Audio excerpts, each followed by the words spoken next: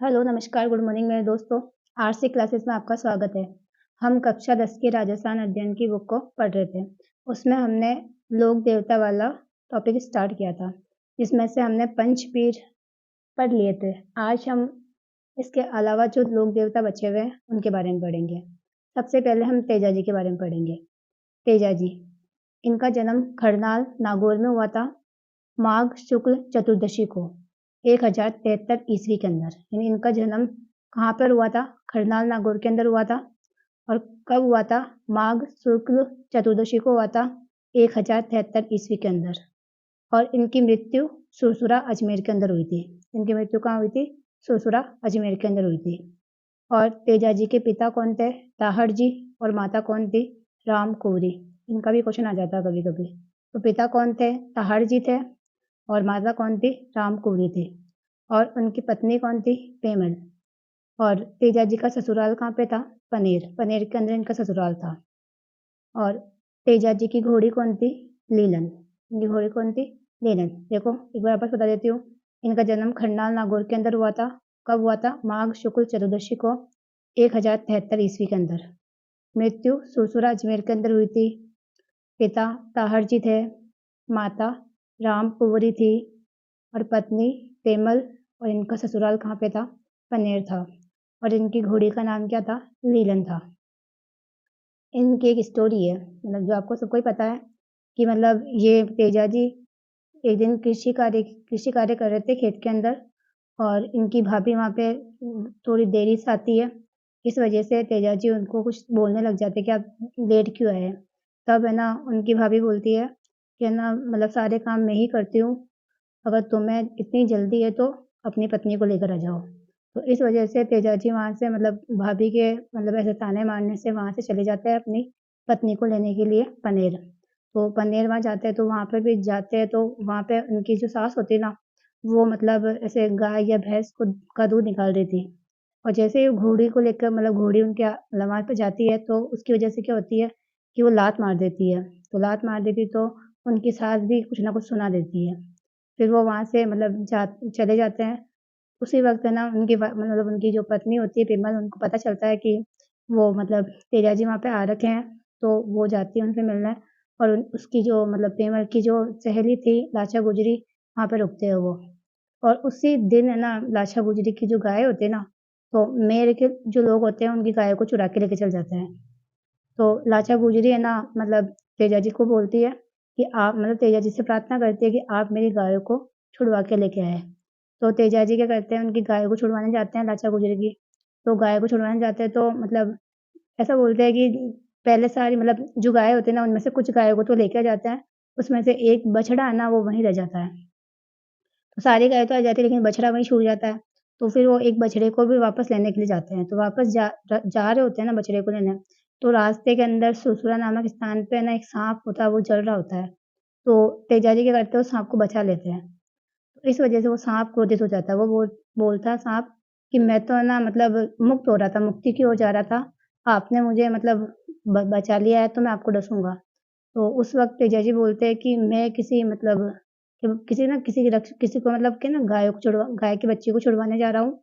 और मैं आपको वचन देता हूँ कि मैं वापस स्वयं यहाँ पे आऊँगा। ये कहकर मतलब वचन देकर है ना तेजाजी वहाँ से चले जाते हैं। और वहाँ पे बहुत युद्ध होता है और युद्ध मतलब बहुत भीषण युद्ध होता है जिसमें तेजाजी घायल हो जाते हैं। और वो वहाँ से मतलब उस बछड़े को छुड़वाकर वापस है ना उस सर्प के पास यानी साँप के पास आते हैं। और वहाँ आके बोलते हैं कि ना लो आप डस लो। तो उस समय तेजाजी पूरी तरह घायल हुए रहते हैं। और मतलब उनकी मतलब बॉडी के अंदर मतलब कहने का मतलब उनके शरीर में एक भी जगह ऐसी नहीं होती जहाँ से मतलब जहाँ पे लगी हुई ना हो। तो फिर वो साँप बोलता है कि कहाँ डसूँ? तो फिर तेजाजी बोलते जीभ निकाल के बोलते कि यहाँ जीभ पर डस लो। तो वहाँ पे ही मतलब सुरसुरा नाम मतलब सुरसुरा के अंदर मतलब वो डस लेते हैं और सुरसुरा अजमेर के अंदर तेजाजी की मृत्यु हो जाती है। तो ये पूरी जो स्टोरी है ना, ये तेजाजी के ऊपर ही है। और राजस्थान अध्ययन की बुक में भी ये स्टोरी कुछ लिखी हुई है। उसी के कुछ मतलब लाइनें ये है कि पत्नी को लेने पनेर गए, उसी दिन मेर लोग लाचा गुजरी की गाय चुरा ले गए। और लाचा गुजरी की प्रार्थना पर वे गायों को मुक्त कराने गए थे, मतलब तेजाजी गायों को मुक्त करवाने गए थे। रास्ते में सुरसुरा नामक स्थान पर एक सर्प मिला जो जल रहा था। उसे तेजाजी ने बचा लिया। सर्प ने कहा, मैं तुम्हें डसूंगा। तब तेजाजी ने वचन दिया कि गायों को मुक्त कराने के बाद मैं स्वयं आऊंगा। और गायों को मुक्त कराने के बाद अत्यधिक घायल होने पर भी वे वचन के अनुसार वापस सर्प के पास आए और पूरे शरीर पर घाव होने के कारण इन्होंने सर्प को जीभ यानी जिह्वा पर डसने को कहा और सर्पदंश के कारण सुरसुरा किशनगढ़ में भाद्रपद शुक्ल दशमी को तेजाजी की मृत्यु हो गई थी। यानी तेजाजी की मृत्यु कहाँ पे हुई थी? सुरसुरा किशनगढ़ के अंदर हुई। किशनगढ़ अजमेर के अंदर ही आता है। और ये कब हुई थी? भाद्रपद शुक्ल दशमी को हुई थी। तो भाद्रपद शुक्ल दशमी को तेजाजी की मृत्यु हो गई थी। और तेजाजी का मेला कब लगता, मतलब मेला कहाँ पे लगता है? इनका मेला लगता है परवतसर। ये परवतसर पहले नागौर में आता था, अब परवतसर नए जिलों के हिसाब से कहाँ पर आता है? डीडवाना कुचामन के अंदर आता है। तो परवतसर डीडवाना कुचामन के अंदर इनका मेला लगता है। और मेला कब लगता है? मेला लगता है भाद्रपद शुक्ल दशमी को, जिसे अपन तेजा दशमी बोलते हैं। तो तेजा दशमी के दिन परवतसर डीडवाना कुचामन के अंदर तेजाजी का मेला लगता है। और तेजाजी के उपनाम क्या क्या है? तो इनके उपनाम है नागों के देवता, इनको नागों के देवता या सांपों के देवता बोलते हैं। और काला बाला के देवता भी कहते हैं इनको, धूलिया वीर भी कहते हैं और कृषि के उपकारक देवता भी कहते हैं इन्हें अपन। तो तेजाजी के उपनाम क्या क्या है? नागों के देवता, काला बाला के देवता, धूलिया वीर और कृषि के उपकारक देवता, ये भी कहते हैं इनको।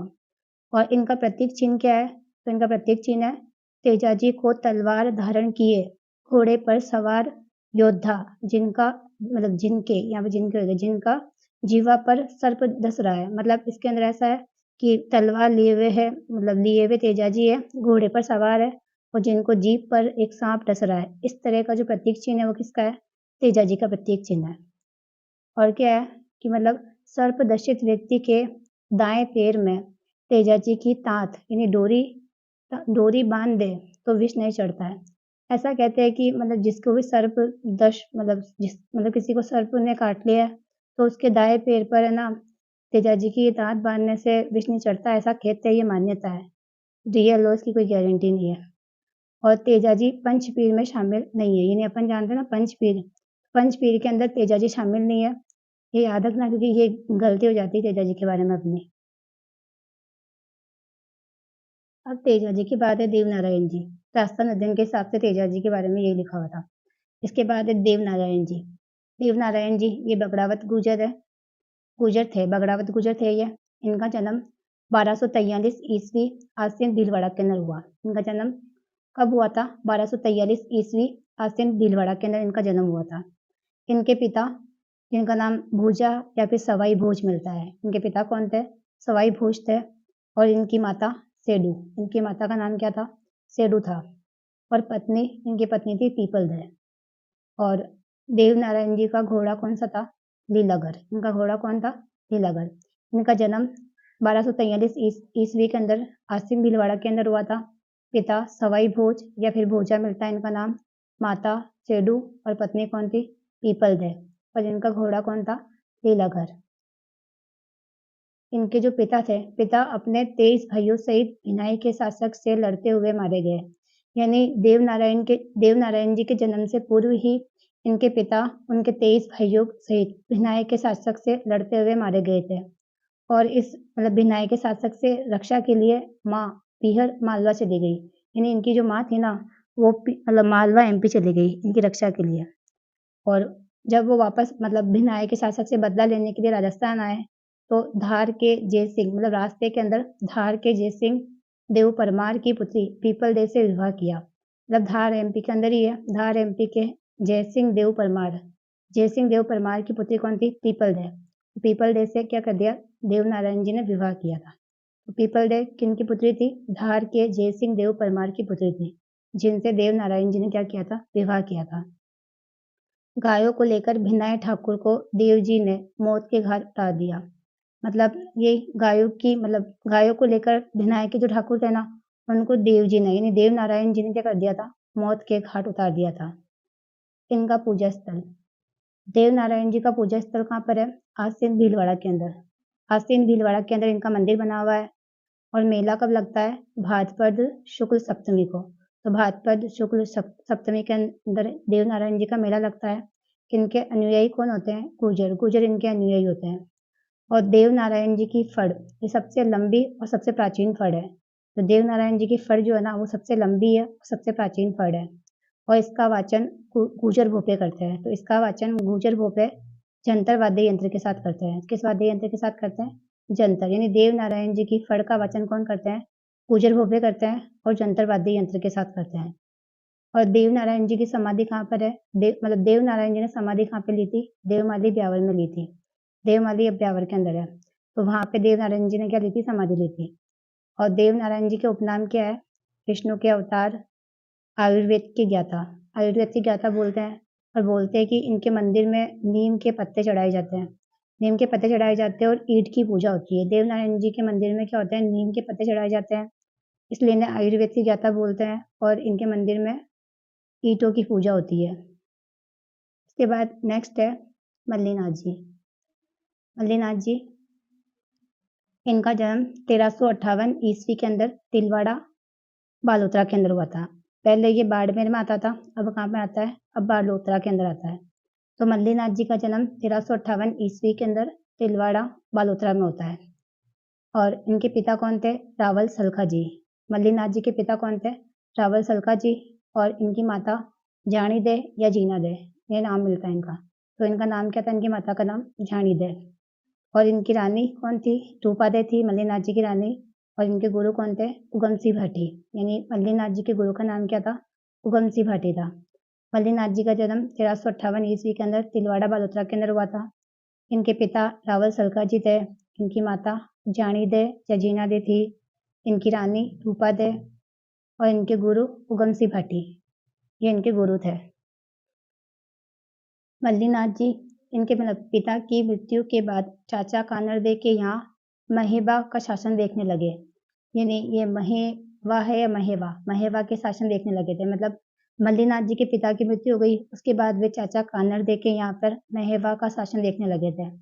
और चाचा कानरदे की मृत्यु के बाद 1374 के अंदर 1374 ईस्वी में महेवा के शासन मतलब स्वामी बन गए ये। मल्लीनाथ जी मतलब जो कानरदे थे इनके चाचा, इनकी मृत्यु के बाद 1374 ईस्वी के अंदर महेवा के क्या बन गए थे? ये स्वामी बन गए थे। और 1378 ई फिरोज तुगलक के मतलब जो फिरोज शाह तुगलक थे के मालवा के सूबेदार निजामुद्दीन की सेना को मार भगाया था इन्होंने। मतलब 1378 के अंदर फिरोज तुगलक के मालवा के सूबेदार कौन थे? निजामुद्दीन। मतलब फिरोज तुगलक के कोई मतलब सूबेदार थे निजामुद्दीन। इस निजामुद्दीन की सेना को मार के भगाया था किसने? मल्लीनाथ जी ने। और इनकी जो रानी थी रूपादे की प्रेरणा से 1389 ईस्वी में उगम सिंह भाटी के शिष्य बन गए थे। यानी इनकी रानी थी रूपादे। इस रूपादे की प्रेरणा से ही मतलब 1389 ईस्वी के अंदर ये उगम सिंह भाटी के क्या बन गए थे? शिष्य बन गए थे। इनके गुरु कौन थे? उगम सिंह भाटी। इनके क्या बन गए थे? शिष्य बन गए थे। और 1399 ईस्वी के अंदर मल्लीनाथ जी ने मारवाड़ के सारे संतों को एकत्र कर एक बृहत हरि कीर्तन आयोजित करवाया। मतलब 1399 ईस्वी के अंदर 1399 ईस्वी के अंदर मल्लीनाथ जी ने मारवाड़ के सारे संतों को इकट्ठा करा और एक बृहत हरि कीर्तन का आयोजन करवाया। ये भी किसने करवाया था? मल्लीनाथ जी ने करवाया था। और कब करवाया था? 1399 ईस्वी के अंदर करवाया था। और मल्लीनाथ जी का मंदिर कहाँ पर था? तिलवाड़ा बालोतरा के अंदर ही है। दोनी नदी के तटवर्ती तिलवाड़ा बालोतरा के अंदर मल्लीनाथ जी का मंदिर है। तो तिलवाड़ा बालोतरा जो कहाँ पर है? नूड़ी नदी के तटवर्ती के अंदर है। और मतलब पशु मेला मतलब जो मल्लीनाथ जी का मेला है वो कब भरता है? ये प्रतिवर्ष चैत्र कृष्ण एकादशी से चैत्र शुक्ल एकादशी तक इनका मेला भरता है, जो सबसे प्राचीन पशु मेला माना जाता है। राजस्थान का सबसे प्राचीन पशु मेला कौन सा है? मल्लीनाथ जी का पशु मेला है, जो कब से कब भरता है? प्रतिवर्ष चैत्र कृष्ण एकादशी से चैत्र शुक्ल एकादशी तक भरता है। मतलब चैत्र माह के अंदर भरता है। शुक्ल पक्ष की एकादशी से शुरू होता है, कृष्ण पक्ष की एकादशी से शुरू होता है, शुक्ल पक्ष की एकादशी तक चलता है ये मल्लीनाथ जी का मेला। और जोधपुर के पश्चिमी परगने का नामकरण इन्हीं के नाम पर मालानी किया गया है। यानी जो जोधपुर का जो पश्चिमी परगना ना उसका नाम मालानी था और मालानी मल्लीनाथ जी के नाम से ही उसका नाम क्या रखा गया था? मालानी रखा गया था। और मल्लीनाथ जी ने ही कुंडा पंथ चलाया था। कुंडा पंथ किसने चलाया था? ये कुंडा पंथ भी मल्लीनाथ जी ने ही चलाया था। अब नेक्स्ट है कल्ला जी। कल्ला जी मतलब कल्ला जी राठौड़ है। इनको 4 हाथों वाले लोक देवता बोलते हैं। 4 हाथों वाले लोक देवता क्यों बोलते हैं? क्योंकि अकबर के चित्तौड़ दुर्ग पर आक्रमण के समय वीरता व साहस दिखाने वाले कल्ला जी मेवाड़ में 4 हाथों वाले लोक देवता के रूप में प्रसिद्ध है। कि मतलब जब अकबर का चित्तौड़ पर आक्रमण हुआ था उस समय ये मतलब जयमल और कल्ला ये जो कल्ला जी है ना, इन्होंने जयमल को अपने कंधों पर उठाकर है ना युद्ध किया था। इसलिए 4 हाथों वाले लोक देवता के रूप में ये प्रसिद्ध है। और ऐसा भी कहते हैं कि मान्यता है कि सिर कटने के बाद भी कल्ला जी का धड़ मुगलों से लड़ता हुआ रुंडेला तक जा पहुंचा। मतलब ये भी कहते हैं कि इनका जो सिर कट गया था उसके बाद भी जो इनका धड़ है ना, वो मुगलों से लड़ता हुआ रुंडेला तक जा पहुंचा था। ये किसके बारे में बोला जाता है? कल्ला जी। यानी कल्ला जी को 4 हाथों वाले लोक देवता के रूप में प्रसिद्धि मिल रही। कहाँ पे? मेवाड़ के अंदर इनको 4 हाथों वाले लोक देवता बोलते हैं अपन। ये मतलब अपने राजस्थान अध्ययन की बुक के हिसाब से लोक देवता अपना कंप्लीट हो गए। नेक्स्ट अब हम लोक संत के बारे में पढ़ेंगे नेक्स्ट क्लास के अंदर। Thank you.